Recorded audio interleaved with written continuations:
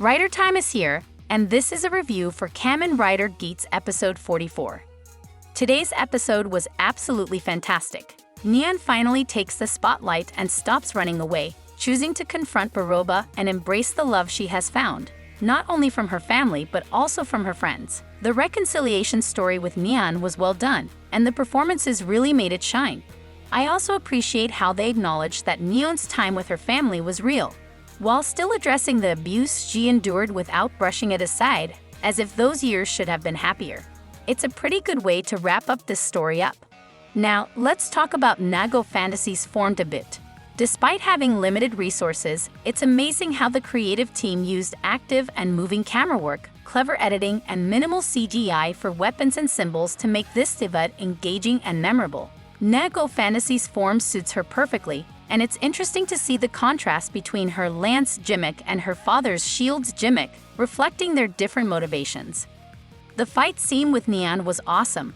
I loved the build-up, and she handled the Fantasy Rise buckle much better than Kelsey, showcasing her experience with DGP.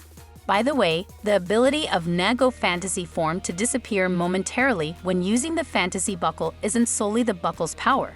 This ability is based on the existence of Neon, who is not a figure who should exist in this world. It's an exclusive ability of the Nago Fantasy form. The interaction between Neon and Ace at the end was super cute as well.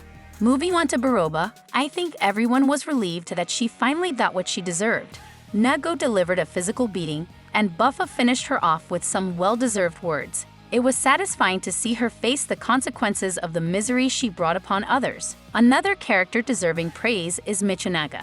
He demonstrated how an experienced fighter handles a situation, utilizing the Desire Driver effectively. Only Buffa could take on a final or upgrade form in his base form and still look like a total badass. Even though he eventually lost due to a power difference, his fighting skills were impressive. I really love how he learned from his past, started believing in Ace, and attempted to make amends. However, one aspect I didn't like about this episode was how they kept emphasizing Kiwa's desire for everything wrong. Sumuri noticed Kiwa's sadness and the inner conflict he had to fight with Ace. It seems like Kiwa is no longer driven solely by desire, but also a sense of duty, considering the tragic consequences of his wish. It's possible that Jit might be involved in supplying rider equipment to evil riders to turn Kiwa's wish into a bad outcome. Kiwa's reluctance to leave the gang rider's base may stem from his struggle to convince himself that killing Ace is the only way to set things right in the world shaped by his wish. Let's hope Ace can help bring Kiwa back to his old self in the next episode. That's all for today's video.